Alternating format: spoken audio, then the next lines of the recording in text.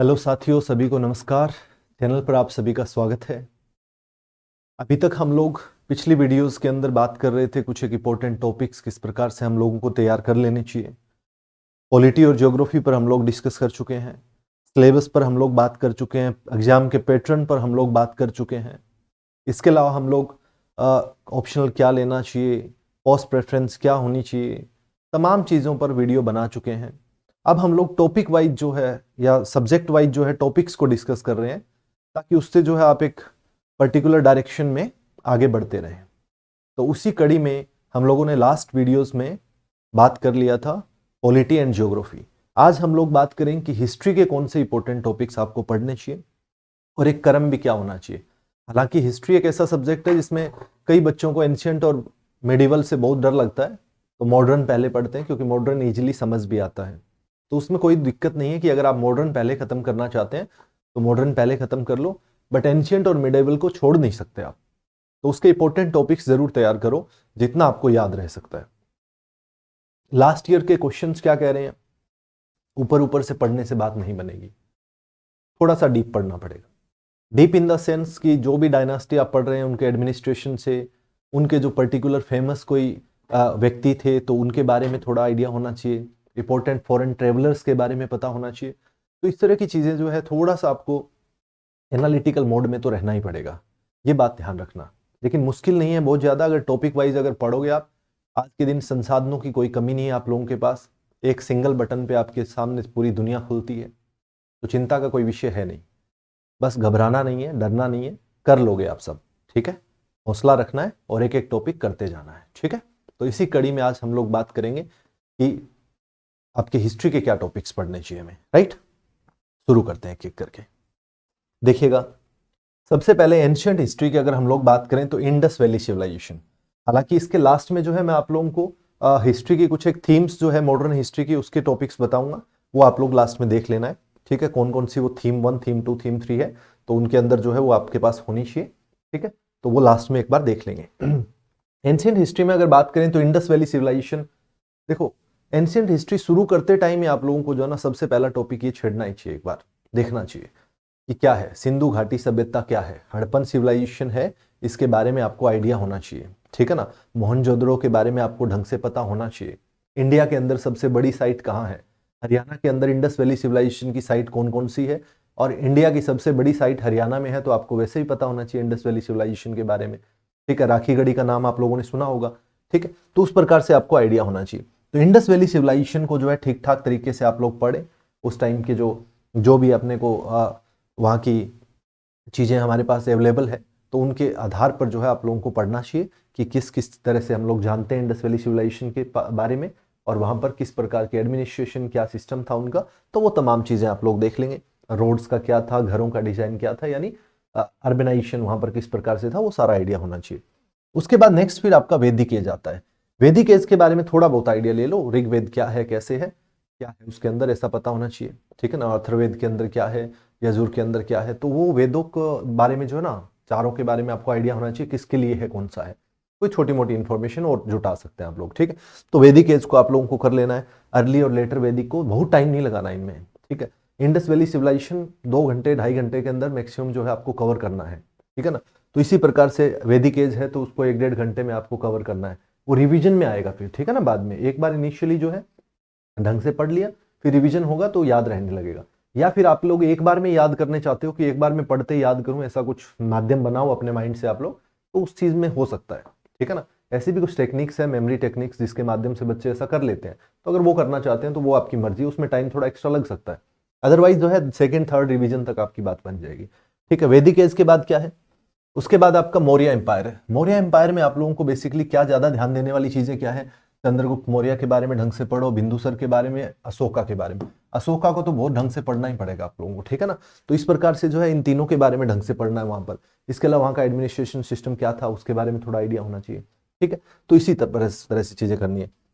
At the same time Jainism और Buddhism, Jainism और Buddhism के अंदर जो है ज्यादा चांसेस रहते हैं कि इनके अंदर जो आपका जैन धर्म जो है उसका एज पीरियड में क्या क्या चीजें हो रही थी उनको इंटरलिंक करना, आपका इंटरलिंक करना, वहां पर उस टाइम पर जो भी डायनास्टी थी उसके साथ क्या लिंक था, क्यों था जैनिज्म, क्या उनका जो है फोकस एरिया था, बुद्धिज्म का भी सेम क्यों, क्या फोकस एरिया था। तो उसी प्रकार से आपको जैनिज्म बुद्धिज्म को जो है ना ठीक से पढ़ना है, कौन कौन से किंग्स जो है, कौन कौन से राजा लोग एसोसिएटेड थे इन धर्मों के साथ। तो इस तरह की चीज़ों को ध्यान से उस टाइम पर पढ़ते टाइम पर साथ में एसोसिएट करना है, ठीक है ना। तो यही चीज़ें देखनी है।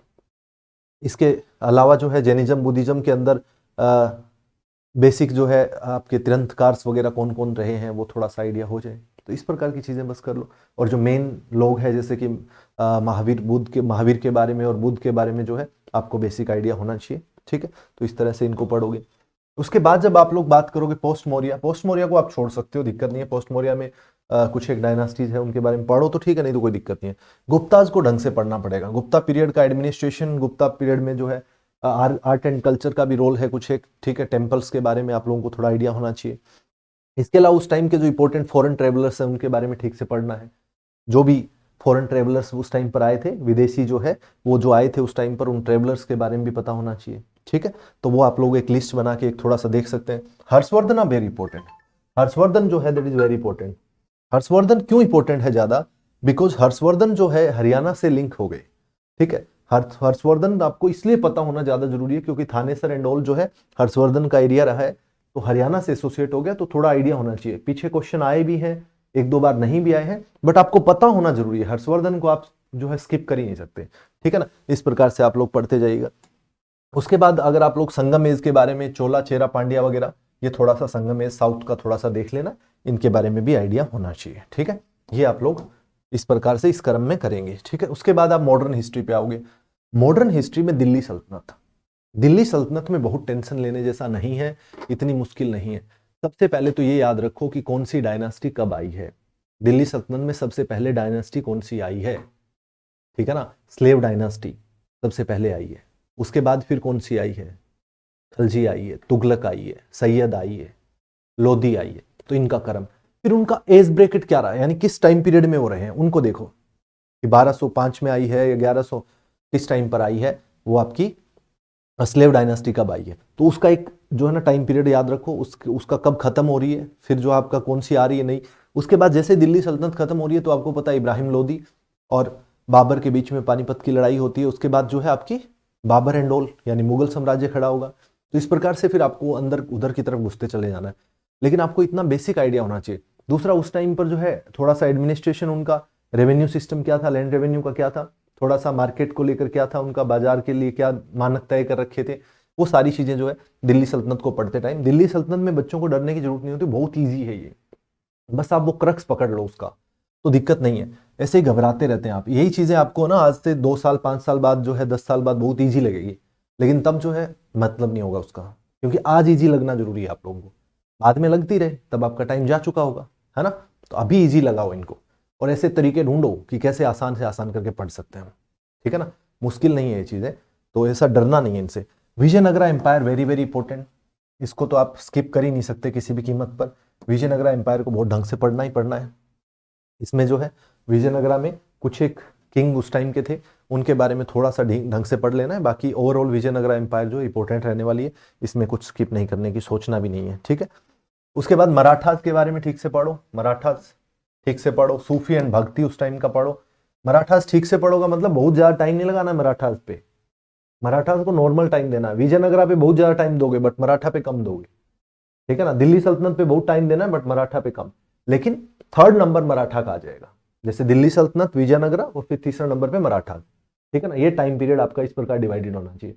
ऐसा नहीं कि मराठा पे पूरी जिंदगी गुजार दी, दिल्ली सल्तनत को पढ़ा ही नहीं, ऐसा नहीं करना है, ठीक है।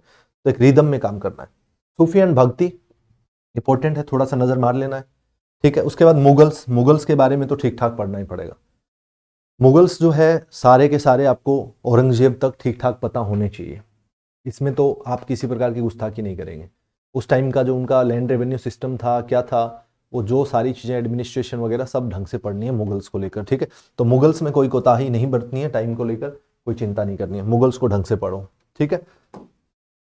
उसके बाद फिर मॉडर्न, मॉडर्न में क्या आएगा, यूरोपियंस का आगमन पढ़ना चाहो तो ठीक है, अदरवाइज जो है डच आए या ब्रिटिशर्स आए, जो भी लोग आए हैं उनको फिर कैसे भगाया गया, फ्रेंच आए तो उनका कौन सा युद्ध हुआ था, ठीक है। तो वो उस प्रकार से जो है ना, वो आपके जो प्रॉपर जो इंपॉर्टेंट बैटल्स है 4-5 एक तो वो देखना है, ठीक है। इसके अलावा ब्रिटिशर्स को ढंग से देखना है, ठीक है, बाकियों को नहीं देखना है, उनके साथ कौन से बैटल्स हुए वो थोड़ा सा देखना है, और ब्रिटिशर्स को ढंग से देखना है। जिसने पहले पढ़ रखा है वो बहुत अच्छी बात है, मैं उन बच्चों के लिए बात कर रहा हूँ जिन्होंने पहले हिस्ट्री को नहीं पढ़ा हुआ है, पहले पढ़ा हुआ है, उनके लिए तो एक एक चीज इंपॉर्टेंट है इतिहास में, आप कैसे छोड़ सकते हो, है ना।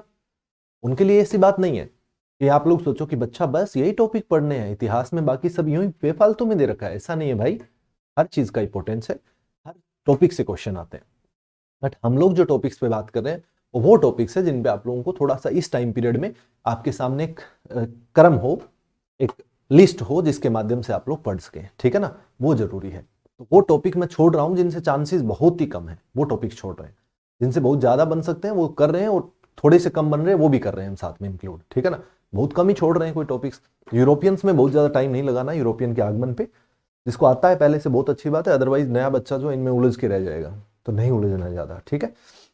उसके बाद लैंड रेवेन्यू सिस्टम जो है ब्रिटिशर्स के टाइम का क्या था, ये भी आपको देख रखना है। लैंड रेवेन्यू सिस्टम के अंदर जो है कॉर्नवालिस के टाइम पर क्या था, ठीक है, रैयतवाड़ी सिस्टम क्या था, महलवाड़ी सिस्टम क्या था, तो ये सारी चीजें जो है आप लोगों को आइडिया होना चाहिए।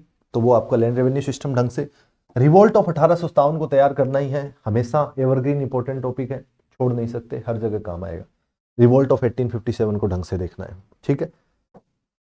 उसके बाद फिर important acts and commission, important acts and commission की बात जब मैं कर रहा हूं तो मैं बात कर रहा हूं जैसे हंटर कमीशन है, वुड्स डिस्पैच है, सैडलर कमीशन है, ये जो 8-10 कमीशन है उस टाइम के, वो आप लोगों को ढंग से पता होना चाहिए। सैडलर यूनिवर्सिटी कमीशन था, आपको पता होना चाहिए।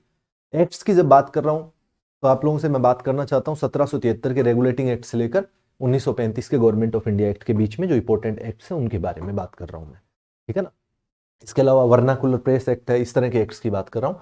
और कमीशंस की बात कर रहा हूँ तो जैसे हंटर हो गया, सैडलर हो गया, ठीक है ना, वुड्स डिस्पैच हो गया, इस तरह की चीजें आप लोगों को साथ में देख लेनी है यहीं पर, ठीक है ना। उसमें कोई जो है आप लोगों को कोताही नहीं बरतनी है, इन चीजों में जो है किसी प्रकार का वो नहीं करना है। उसके बाद सोशियो रिलीजियस रिफॉर्म्स, उस टाइम के जो सोशियो रिलीजियस रिफॉर्म्स जो थे उनके बारे में थोड़ा सा आइडिया ले लेना है, बहुत ज्यादा टाइम नहीं लगाना है, बट हल्का आइडिया होना चाहिए, ठीक है ना।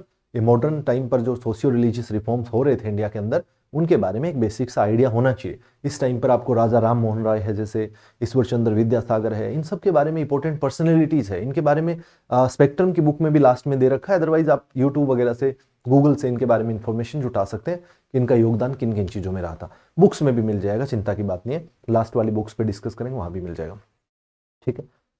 उसके बाद आप लोगों का कांग्रेस, इंडियन कांग्रेस के बारे में ढंग से पढ़ना, इंडियन कांग्रेस में क्यों बनी, किसने बनाई, क्या पर्पस था, मॉडरेट्स का फेस जो था उसमें क्या हो रहा था, एक्सट्रीमिस्ट का फेस था उसमें क्या हो रहा था। एम फॉर मॉडरेट लिखा हुआ है मैंने, ए फॉर एक्सट्रीमिस्ट लिखा हुआ है।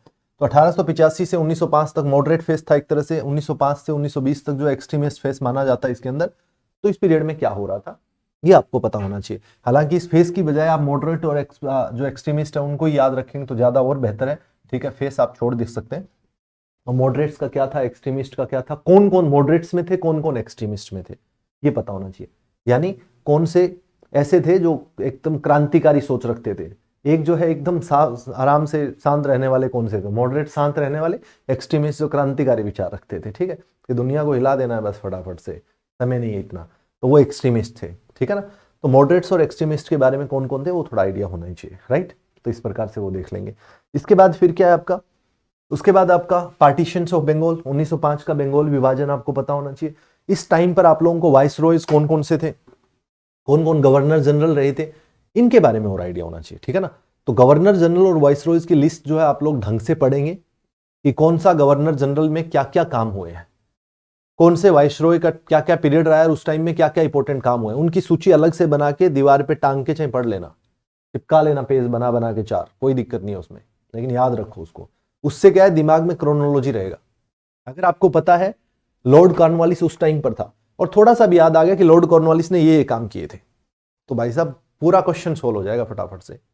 आपको थोड़ा सा याद है कि डलहौजी का टाइम पीरियड 1848 से लेकर 1856, आपको ये पता है रेलवे उसके टाइम पीरियड पे चली, जो है टेलीग्राम वाला उसके टाइम पीरियड पे हुआ, ठीक है। उसी के टाइम पीरियड पे जो है झांसी वाला जो है, ये सतारा, झांसी, भागलपुर, ये सब छीनने के काम हुए थे, कि दत्तक पुत्र गोद नहीं ले सकते, ये बातें पता है तो सारी चीजें आपकी बहुत आसान हो जाती है, ठीक है ना। इसलिए उनकी लिस्ट बहुत ज्यादा जरूरी है। पार्टीशन ऑफ बंगाल पढ़ोगे, उसी टाइम स्वदेशी मूवमेंट के बारे में पढ़ोगे, मुस्लिम लीग 1906 वो भी पढ़नी है उसी टाइम पर। उसी टाइम जो है सूरत स्प्लिट 1907 के अंदर सूरत विभाजन, सूरत स्प्लिट में क्या था, कांग्रेस के एक्सट्रीमिस्ट और मॉडरेट्स जो अलग अलग हो गए थे। क्यों ना पता हो आपको, कौन उसको उस टाइम पर जो है उस अधिवेशन की अध्यक्षता कौन कर रहा था, ये सारा पता होना चाहिए। गदर के बारे में थोड़ा आइडिया होना ही चाहिए आप लोगों को, गदर मूवमेंट के बारे में। उसके बाद लखनऊ पैक्ट जो 1916 के अंदर लखनऊ पैक्ट था, जहां पर सूरत में जो अलग अलग हुए थे फिर वापस जुड़े थे, वो आपको आइडिया होना चाहिए। होम रूल मूवमेंट क्या था उस टाइम पर, वो एनी बेसेंट का कौन सा था, तिलक का कौन सा रूल होम रूल लीग था, तो वो आपको आइडिया होना चाहिए। ठीक है, किसका एरिया ज्यादा था, किसका पहले शुरू हुआ, किसका बाद में होम रूल मूवमेंट, किसका बाद में शुरू हुआ, वो सारे आइडिया यहां पर आपको होने चाहिए। समझ रहे हैं आप लोग? तो इस प्रकार से आप लोगों को देखना है। उसके बाद Gandhian era, very very very important. Gandhian era 1915, 9 जनवरी 1915 को महात्मा गांधी अफ्रीका से लौटकर भारत आए थे। अफ्रीका में कहां से? साउथ अफ्रीका से लौटकर आए थे। और उसी दिन को प्रवासी भारतीय दिवस के रूप में मनाया जाता है 2003 से। ठीक है, अब जो है 2 वर्ष में एक बार मनाया जाता है 9 जनवरी को प्रवासी भारतीय दिवस, और महात्मा गांधी को पहले प्रवासी कहा जाता है। तो 1915 से लेकर आगे का जो टाइम पीरियड है गांधीयन ईरा, तो गांधी जी ने कौन कौन से सत्याग्रह किए? Champaran, Ahmedabad mill strike, Kheda. क्रम याद रखो ना, क्रम याद रखने में दिक्कत क्या है, केक से याद रखो सीधा। सबसे पहले आते ही केक काटा था, चंपारण वाला, फिर अहमदाबाद मिल स्ट्राइक, फिर खेड़ा। ये अपने आप याद रहेगा, दिक्कत कहाँ है। 1915 में आए थे, 1 साल भारत भ्रमण किया, भारत को जाना, उसके बाद शुरू हो गए थे कहानी। ठीक है, तो 1917 में ये चंपारण और अहमदाबाद मिल स्ट्राइक, और खेड़ा 1918 में सत्याग्रह हुए। इस प्रकार से उसी टाइम पे रोलेट एक्ट के बारे में 1919 में रोलेट एक्ट क्या था, जलियांवाला बाग मसाकर क्या था, पता होना चाहिए आपको।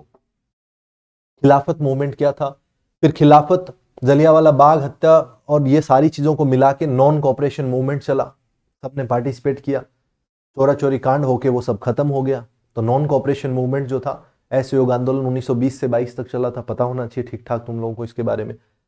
देन आपका साइमन कमीशन, साइमन कमीशन क्यों आया? अच्छा, इन बिटवीन याद रखना चाहते हो तो स्वराजिस्ट वगैरह के बारे में थोड़ा और याद रख सकते हो। मोतीलाल नेहरू वगैरह जो है थोड़े एक्टिव थे इस टाइम पर, स्वराजिस्ट पार्टी वगैरह बनी थी, तो उसके बारे में थोड़ा सा पता होना चाहिए। तो साइमन कमीशन, उसके बाद आपका बारदोली सत्याग्रह जो था उसके बारे में, साइमन कमीशन के बाद बारदोली वाला, फिर लाहौर सेशन वाला थोड़ा सा ध्यान रखना है क्या हुआ था उस टाइम पर।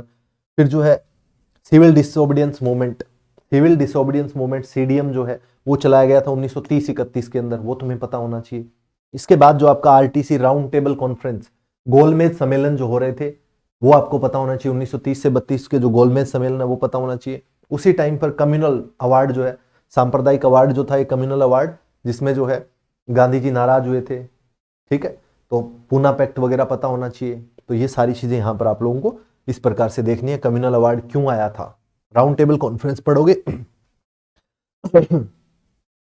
सिविल डिसोबीडियंस मूवमेंट ढंग से पढ़ोगे, राउंड टेबल कॉन्फ्रेंस ढंग से पढ़ोगे, तो कम्युनल अवार्ड ढंग से समझ में अपने आप ही आ जाएगा, दिक्कत नहीं है। ये एरिया थोड़ा सा ठीक से कवर कर लेना है। ठीक है, इसी टाइम पे जो दांडी मार्च वगैरह है वो सारी चीजें भी आप लोगों को ठीक ठाक पता होना चाहिए। ठीक है, उसके बाद नेक्स्ट क्या है, फिर नेक्स्ट आपका ये देखो इधर की तरफ, गवर्नमेंट ऑफ इंडिया एक्ट 1935 पता होना चाहिए। गवर्नमेंट ऑफ इंडिया एक्ट 1935 में क्या था? भारत शासन अधिनियम 1935। इसके बाद वाला एरिया हालांकि पॉलिटी के अंदर भी है, इसके अंदर हिस्ट्री के अंदर भी है, तो आप लोगों को दोनों के अंदर ही पढ़ना है, चीजें ज्यादा क्लियर होगी। अगस्त ऑफर के बारे में इस टाइम पर पता होना चाहिए। अगस्त जो प्रस्ताव लाया गया था, इसमें पहली बार जो है संविधान सभा की मांग को स्वीकार किया गया था। ठीक है, संविधान सभा बनाएंगे ऐसा करके, लेकिन बनी नहीं थी, केवल स्वीकार हुआ था। तो अगस्त प्रस्ताव 1940 का पता होना चाहिए। 1942 का क्रिप्स मिशन पता होना चाहिए। उसके बाद क्रिप्स मिशन के फेलियर के बाद 1942 के अंदर ही भारत छोड़ो आंदोलन, 8 अगस्त 1942 को भारत छोड़ो आंदोलन शुरू हुआ था, ये पता होना चाहिए। उसके बाद कैबिनेट मिशन, कैबिनेट मिशन जो है वो आपको पता होना चाहिए, कब आया, कैसे था, कौन मेंबर थे, सारा आइडिया होना चाहिए। इंपॉर्टेंट पर्सनैलिटीज जो है वो आप लोगों को ठीक ठाक पता होना चाहिए। इंपॉर्टेंट पर्सनैलिटीज की जब मैं बात कर रहा हूँ तो कुछ एक इंपॉर्टेंट पर्सनैलिटी जो है वो आप लोगों को ठीक ठाक ढंग से पता होना चाहिए। जैसा कि मैंने पहले भी बताया आप लोगों को, राजा राम मोहन राय के बारे में आपको पता होना चाहिए कि नहीं होना चाहिए? बिल्कुल होना चाहिए, क्यों ना पता हो राजा राम मोहन राय के बारे में। ठीक है, ईश्वर चंद्र विद्यासागर के बारे में पता होना चाहिए। इसी प्रकार से जो है आप लोगों को आइडिया होना चाहिए किसके बारे में, एनी बेसेंट के बारे में, सुभाष चंद्र बोस के बारे में, सरदार वल्लभ भाई पटेल के बारे में, महात्मा गांधी के बारे में थोड़ा सा पढ़ो, लाल बहादुर शास्त्री के बारे में पढ़ो, बाल गंगाधर तिलक के बारे में पढ़ो। ठीक है ना, तो ये ज्योतिबा फुले के बारे में पढ़ो और स्वामी विवेकानंद के बारे में पढ़ो। लेकिन ये 4 बहुत इंपॉर्टेंट है, स्वामी विवेकानंदा, ईश्वर चंद्र विद्यासागर, ज्योतिबा फुले और राजा राम मोहन राय। बाकियों को, और बाल गंगाधर तिलक को थोड़ा ठीक से पढ़ो, ठीक है। बाकी थोड़ा थोड़ा कम भी कर दोगे तो दिक्कत नहीं है। तो ये मेरे ख्याल से क्रोनोलॉजी के अंदर आप लोगों को पढ़ लेना चाहिए इस प्रकार से हिस्ट्री को, ठीक है। तो हिस्ट्री की क्रोनोलॉजी जो मैं बात कर रहा था वो इस प्रकार से होनी चाहिए हमारे सामने। तो ये थोड़ा सा आप लोगों को देखना है इसी तरह से, ठीक है। नेक्स्ट अब क्या है, ये देखो। अब मैं बात कर रहा था आप लोगों के साथ कि थीम 1, थीम 2, थीम 3। देखो, पहली बात मैं बार बार बोल रहा हूं, घबराना नहीं है। आप भी कह सकते हो कि सर इतने कैसे पढ़ पाएंगे, नहीं पढ़ पाओगे। लेकिन कुछ बच्चे ऐसे भी होंगे जिन्होंने पहले बहुत कुछ पढ़ रखा है हिस्ट्री के अंदर, कुछ बच्चे ऐसे होंगे जिन्होंने बिल्कुल नहीं पढ़ रखा है। बिल्कुल नहीं पढ़ रखा है वो इन टॉपिक्स को जो मैंने अभी डिस्कस किए उनके ढंग से पढ़ो। लेकिन पहले जिन्होंने बहुत कुछ हिस्ट्री में पढ़ रखा है वो लोग जो है ये उठाओ। मॉडर्न हिस्ट्री 12th का थीम 1, मॉडर्न हिस्ट्री नहीं सॉरी 12th का जो हिस्ट्री है उसका थीम 1, थीम 2 और थीम 3, इनको पढ़ो आप लोग। इनको स्किप नहीं करना है। जिन्होंने पहले पढ़ा हुआ है वो प्रैक्टिस करो और थीम 1, थीम 2, थीम 3 को पढ़ो। क्वेश्चन प्रैक्टिस मस्ट है, क्वेश्चन प्रैक्टिस के बिना सब कुछ बेकार है, ठीक है। तो क्वेश्चन प्रैक्टिस बहुत अच्छे ढंग से करना ही है। उसके सोर्सेज मैंने आप लोगों को बता रखे हैं, कहां से करने हैं क्वेश्चन प्रैक्टिस, सारी बातें मैं पिछली वीडियोस के माध्यम से आपसे कर चुका हूं, तो बार बार उसको बोलने का कोई महत्व नहीं है। तो पार्ट 1 जो है, जो थीम 1 है, 12th के अंदर 3 हिस्ट्री की किताबें हैं। 12वीं कक्षा के अंदर हिस्ट्री की 3 किताबें हैं। एक थीम 1 है, दूसरी थीम 2 है, तीसरी थीम 3। थीम 1 में क्या क्या है, ये हिंदी और अंग्रेजी अगेन मैंने दोनों लगा रखी है आपके सामने, आपके साथ, ताकि किसी को भी तकलीफ ना हो। तो पहला जो है 1 से 114 पेजेस है इसके अंदर। थीम 1 के अंदर क्या है, bricks, beads and bones, the Harappan civilisation, Sindhu घाटी सभ्यता के बारे में ठीक ठाक बता रखा है। एक बार नजर जरूर मार लेना, ठीक है। एक नजर इन पे ठीक ठाक से मारना, ऐसे भी नहीं बहुत ऊपर से, क्वेश्चन सीधे डायरेक्ट मिलेंगे यहां से जो भी आएगा, ठीक है। थीम 2 के अंदर क्या है, Kings, farmers and towns, early states and economies क्या थी। थीम 3 के अंदर वही फिर क्या है, kinship, caste and class, early societies के बारे में बता रखा है। थीम 4 के अंदर क्या है, thinkers, beliefs and buildings, cultural developments क्या क्या हो रहे थे वो सारे के सारे बता रखे हैं आपको इस प्रकार से पार्ट 1 के अंदर, ठीक है। पार्ट 1 जो है इसमें आपकी ये 4 जो है एक तरह से चैप्टर कह सकते हो आप लोग, ठीक है। तो भाग 1 के अंदर ये हिंदी में बता दिया, ब्रिक्स माने ईंटें हो गई, बीड्स मनके हो गए, बोन्स अस्थियां हो गई, हड़प्पा सभ्यता, तो हिंदी के अंदर है ये, ठीक है। बात वही है, देख लेना एक बार। ये टॉपिक्स है उन हिस्ट्री की बुक्स के अंदर, वो आप लोग खरीद लो या फिर एनसीईआरटी बुक्स अगर गूगल पे करोगे तो वहां पे डाउनलोड करके भी देख सकते हो, ठीक। उसके बाद है पार्ट 2। पार्ट 2 में क्या है, through the eyes of travellers, जो फॉरेन ट्रेवलर्स थे उनके बारे में थोड़ा बताया होगा इस चैप्टर के अंदर, तो ये चैप्टर तो वैसे इंपॉर्टेंट हो गया आपके लिए। उसके बाद भक्ति एंड सूफी ट्रेडिशन, यहां से पढ़ लेना, बस काम चल गया और कुछ नहीं करना है। थीम 7 के अंदर एन इंपीरियल कैपिटल विजयनगरा, देखो पूरा का पूरा एक चैप्टर है, ये चैप्टर बहुत जरूरी है आप लोगों के लिए, पढ़ना ही पढ़ना है, ठीक है ना। उसके बाद peasants, zamindars and the state, थोड़ा यहाँ से मुगल एडमिनिस्ट्रेशन वगैरह, मुगल एम्पायर के बारे में, एग्रेरियन सोसाइटी क्या थी उस टाइम पे, वो सारी चीजें दे रखी है। तो सीधे सीधे क्वेश्चन यहाँ से बन जाएंगे, ये पढ़ लेना है, एक बार जरूर पढ़ना है सबको ये, ठीक है ना। ये थीम्स जो है ये एक बार जरूर पढ़ना ही पढ़ना है। उसके बाद ये हिंदी में था, ये हिंदी में दे रखा है, ठीक है। उसके बाद अगेन थी पार्ट 4 के अंदर colonialism and the country side. इसके बाद रिबेल्स एंड द राज, यानी रिवोल्ट ऑफ 1857 वगैरह यहाँ से दे रखा है।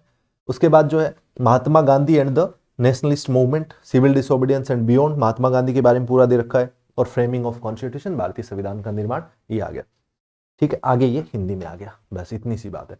अब मेरी बात सुनो ध्यान से, जिसको अभी भी डर लग रहा है इतिहास से बहुत ज्यादा, इतना कैसे पढ़ पाऊंगा, इतना कैसे पढ़ पाऊंगा, कोई पूछता है सर एक एनसीईआरटी पढ़ के काम चल जाएगा, काम तो चल जाएगा, बट टॉपिक के बाद प्रैक्टिस होना बहुत जरूरी है। मैं कह रहा हूं +2 की एनसीईआरटी पढ़ के भी प्रैक्टिस कर लोगे तो भी काम चलेगा। अगर 25 क्वेश्चन आएंगे तो 15 से 20 क्वेश्चन जो है क्या बता आपके काम चल जाए, अगर तीनों ये एनसीईआरटी पढ़ ली और सिर्फ आप लोगों ने क्या कर लिया, ये क्वेश्चन प्रैक्टिस कर लिया। इसके अलावा स्पेक्ट्रम का बैक साइड के 60-70 पेज स्किप करना नहीं है बिल्कुल भी, उनको ढंग से पढ़ना ही पढ़ना है, ठीक है। ये सारी चीजें कर लो, काम बन जाएगा। संभावनाएं बहुत ज्यादा है कि तुम्हें 25 में से 15 से 20 क्वेश्चन जो है वो आए, ठीक है। तो ये मैं बातें आप लोगों के साथ हिस्ट्री के बारे में करना चाहता था, जो कि आज हम लोग कर पाए हैं फाइनली। तो बाकी जो है अगली वीडियो में हम लोग डिस्कस करेंगे कि किस प्रकार से साइंस के क्वेश्चन जो है किन टॉपिक्स को करने से बन सकते हैं आपके, और उसी प्रकार से फिर जो है आपके हरियाणा जीके के कौन कौन से टॉपिक करने हैं इन पर भी एक बार हम लोग देख लेंगे। इकोनॉमिक्स एनवायरनमेंट वगैरह पे मेरे ख्याल से जरूरत नहीं है, फिर भी आप लोगों को लगता है देख लेंगे।